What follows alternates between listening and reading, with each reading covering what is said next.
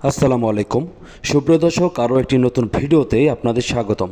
প্রিয় দর্শক, আমার আজকের ভিডিওটি হচ্ছে আমরা যখন কারো কল রেকর্ড করতে যাই তখন কিন্তু বিপরীত পাশ থেকে বলে ওঠে বা শোনা যায় যে আপনার কলটি এখন রেকর্ড করা হচ্ছে, যার ফলে যার কলটি রেকর্ড করতে চাচ্ছি তিনি কিন্তু একটু বিভ্রান্ত হয়ে পড়ে। তো সেক্ষেত্রে আমি আজকে আপনাদেরকে দেখিয়ে দেব কিভাবে কল রেকর্ড করলে এই শব্দটি কখনোই বলবে না যে আপনার কলটি রেকর্ড করা হচ্ছে।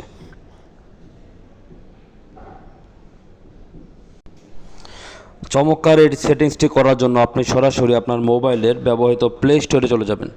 আমি প্লে স্টোরে চলে যাচ্ছি। প্লে স্টোর থেকে সরাসরি সার্চ বাটনে লিখবেন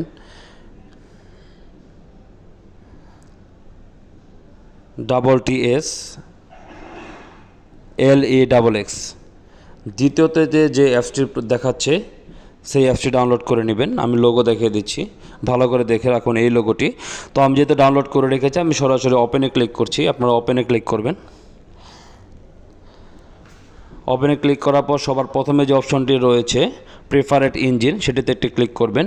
এটি প্রথমে গুগল করা রয়েছে, এটাকে দ্বিতীয় যে অপশনটি রয়েছে TSLEXX এই অপশনটিতে ওকে করে দেবেন। বাস এখান থেকে আপনার কাজ শেষ। এই অ্যাপ থেকে আপনি বের হয়ে যাবেন। এখন আপনি চলে যাবেন আপনার মোবাইলের যে ফোন কল ডায়াল প্যাডটি রয়েছে, যে ডায়াল প্যাডটি এটার মধ্যে একটি চাপ দিয়ে ধরে রাখবেন। হ্যাঁ, এখন বাম পাশে যে অপশনটি রয়েছে অপশনে একটি ক্লিক করবেন। অপশনে ক্লিক করার পর এখানে স্টোরেজ নামে যে অপশনটি রয়েছে স্টোরেজ এটি ক্লিক করবেন। স্টোরেজ থেকে সমস্ত ডাটা ক্লিয়ার করে দেবেন। নিচে যে অপশনটি রয়েছে ক্লিয়ার অল ডাটা থেকে সব ডাটা ক্লিয়ার করে দেবেন। ওকে, বাস আপনার কাজ শেষ।